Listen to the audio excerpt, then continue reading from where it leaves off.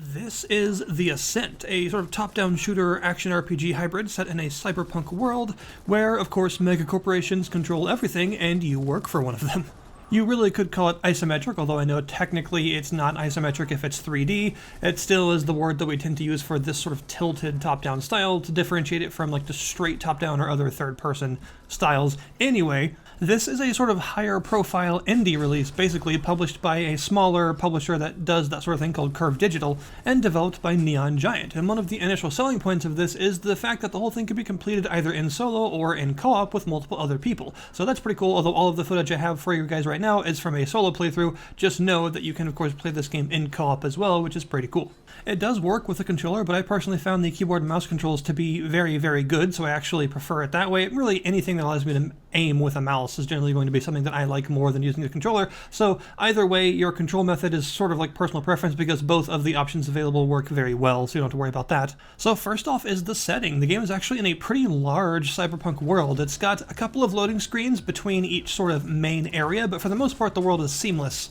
After you load into the game for the first time, the only loading screens you're going to see are for like larger area transitions, and each area is very, very large and can take quite a while to actually explore through, so you have a pretty significant world to explore, and as you would expect for a cyberpunk dystopian setting, the world is very dense and feels very nice actually. They've done a really good job realizing a cyberpunk world that feels dense and full of people and stuff. It feels alive, and each of the areas that you go through, whether they're actual like settlements and safe zones and towns and stuff, or like, you know, your more combat-oriented areas, they all feel like they belong in a pretty nice, well-realized cyberpunk world that takes place in this big sort of stacked tower that is a whole bunch of like, it's basically like an entire megacity in a very vertical sense.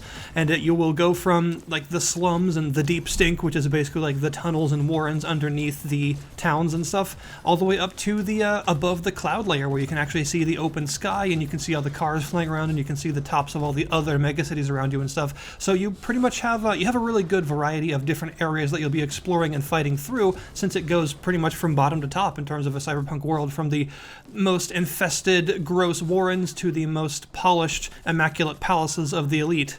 Story-wise, it's actually pretty straightforward. You are, of course, indentured to one of these mega corporations, and there's been some stuff going down with some bankruptcy and defaulting and some other mega corporations acquisitions and other, you know, people moving in to try and pick apart the corpse of these megacities to the highest bidder and that sort of thing, and you're trying to figure out exactly what's going on and why, and how high the conspiracy to sort of destroy this place and sell it off goes, and why they're doing it, involving some development of new technologies and, you know, monopolization of those new technologies and some really nice cyberpunk stuff. It's nothing absolutely groundbreaking or anything, but it makes for a pretty solid story and gives you a nice framework for your exploration around this huge area and all of the sub areas divided in there to give you some context as to why you're here and what you're doing.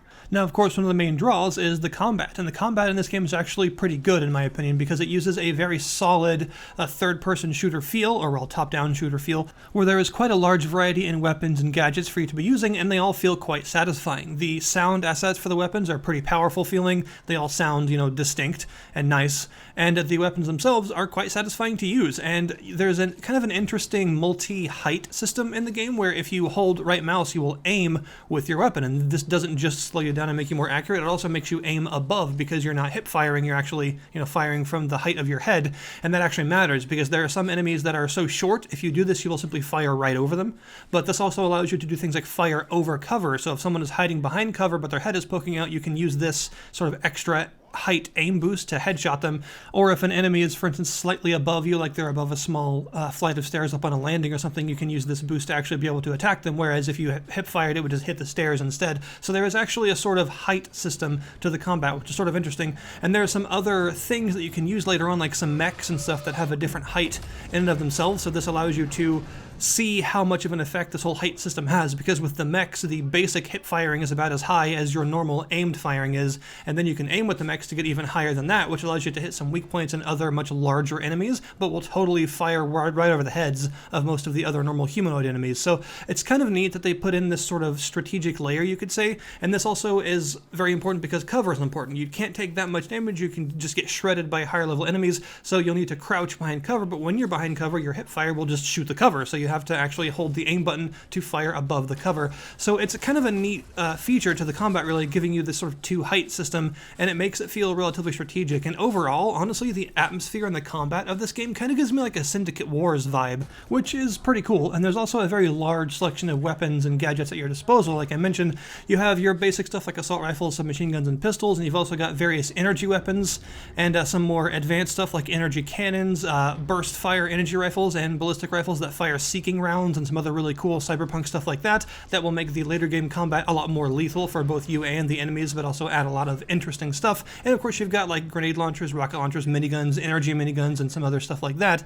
You've also got a tactical item, which can be like a grenade, or it can be a deployable like a turret, or a rejuvenation field to heal you, a portable black hole, or even a pocket mech, which actually does spawn a minigun equipped mech for you to use that can take a lot of damage but doesn't last for too long, so it's really nice to use for like very heavy enemy horde situations. And you've also got some augmentations, of course, that you can give yourself, and these have a lot of variety as well. You can do stuff like shoot a giant laser beam forward that pierces through everything.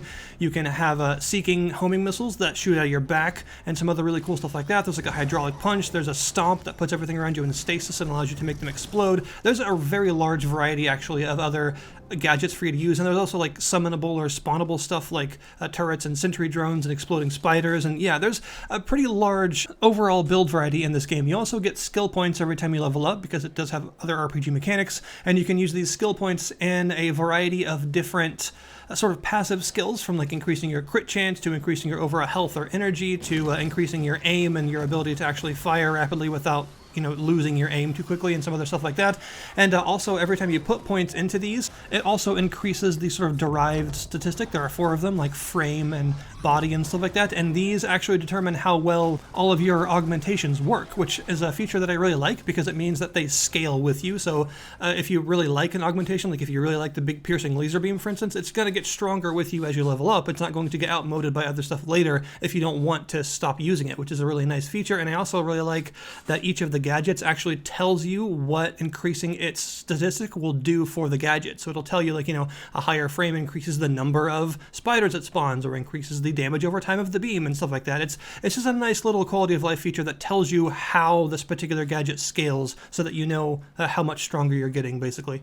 The individual weapons themselves can also be scaled, because they have marks, like from Mark 1 all the way to Mark 10, and you will get components, 3 different rarities of components from killing enemies and just finding them in chests and the like, and you can take these components to a gunsmith to upgrade any of your guns a mark all the way up to 10, and this will drastically increase their statistics. So if you really like a weapon and you want to keep using it for like a large chunk of the game, just upgrade it. You don't have to replace it if you don't want to. And also, once you have upgraded that particular weapon, all other weapons of that specific type will drop at the upgraded rarity as well, so that they actually will sell for more and stuff like that too.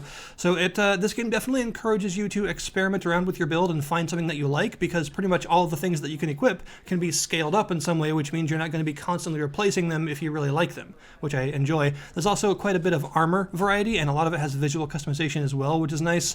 And you even have a couple of slots for passive augmentations as well, to change things like making your dodge roll into like a blink dash and some other stuff like that, or just increasing your overall health, or there's a pretty good variety of passive augmentations as well. So yeah, definitely a lot of equipment and overall character variety in this game, different ways to build your character. It's very much focused on a lot of just general player customization and like all of those aspects, which is very nice for an action RPG. As far as the enemies you'll be facing, it starts off quite simple with some just like ferals, the small melee guys, and a couple of just grunts of smaller gangs, very lightly armed, lightly armored. But as you level up, and as the enemies get a higher level and you go to more advanced areas, you'll start to find that they actually get pretty tough. They start easy, the game starts easy in general, but you start to run into some really powerful stuff with large groups of enemies, sometimes massive hordes of enemies in some areas, and a lot of more advanced, more well-armed gangs that have other gadgets and more advanced weaponry, and some like seeking projectiles and other stuff they can employ against you, all the way up to stuff like other races, because there actually are some like post-human and alien races in this game, which is pretty cool, and each of them tend to have their own specializations and different pieces of equipment and stuff. And you'll even encounter machines, automated defense forces, and even stuff like large mutants and very large mechs and stuff that take the role of boss battles.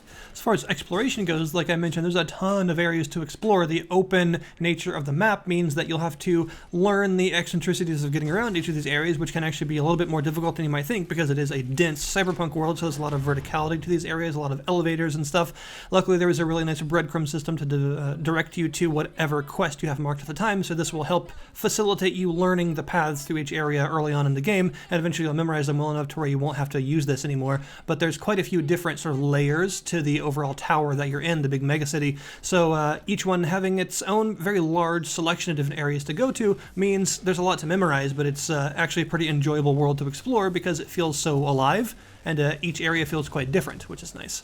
There's also a pretty large selection of side quests for you to do, which will reward you with sometimes skill points or new pieces of equipment that you might not be able to get otherwise, and of course experience as well. And the main quest is actually quite long and goes through a lot of these different areas to help you get more accustomed to them, at which point you'll be, looking for all the various side quests in each area to complete. So it's a pretty large game. It feels like it really opens up after about the first hour or so. You really get a sense of how large the world is that you're actually inhabiting and how much you're going to be able to explore. It definitely makes it feel like overall the game world is of the right size for the amount of content that it actually has in it. Nothing feels out of place. Nothing really feels like it's too big and is a slog to go through because it's just full of empty nothing and doesn't need to be there. It doesn't really feel like that. It all feels very deliberately built and nicely created. However, for all the positives I do have to say about the gameplay and overall mechanics of the game being a very nice, engrossing cyberpunk world to go through, there are some problems with the technical side of the game. It's actually a bit of a mess from a technical aspect. It actually had some problems with some very small, specific things that you wouldn't think would actually have problems. Like, for instance, the quit game button used to not work at all. You couldn't actually quit the game. The only way that I could close the game was to Alt F4 it. That luckily has been fixed, but it just shows that from a technical standpoint, the game seems to be a little bit undercooked and maybe not quite ready yet. There are also some very strange bugs with the AI, sometimes just not working, especially your summoned companions or other turrets and stuff. They just sort of sit in place and do nothing for a while. Sometimes other enemies will do it too. Sometimes enemies will rush back to a point really far on the map and stop taking damage, kind of like a group of MMO enemies resetting or something. It's very strange. The AI can be a bit odd in this game sometimes, but along with the smaller ones, like the fact that there's a really bad stuttering issue at first when you first load up the game, the first about 2 or 3 minutes or so, the game stutters very badly for just everything that happens. Every time you shoot or dodge or explode something for the first time, it'll stutter for a little bit and then it'll stop and be totally smooth after that, which is weird.